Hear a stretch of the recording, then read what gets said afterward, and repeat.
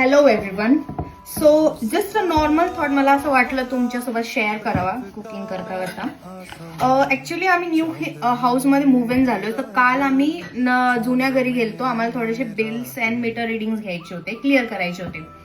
So जेव्हा आम्ही ते सगळं करून सिरियसली आमचं डिस्कशन चालू होतं आणि आम्ही मेट्रो स्टेशनकडे येत होतो, एक लेडी होती, बेंचवर बसली होती. 80 to 85 इयर ओल्डची लेडी असेल, आणि तिने मला वेव्ह केलं. सो मी अवीला बोलले की ती बोलवती आपल्याला.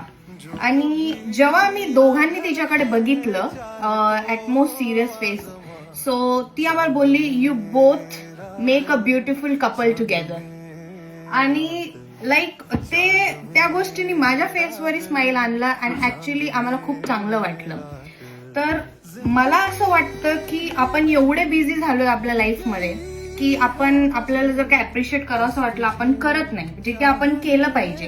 त्या लेडीनी एक मोमेंट घेतला to appreciate us as a couple, जेणेकरून आमचा दिवस पण चांगला गेला and it brought smiles on a face.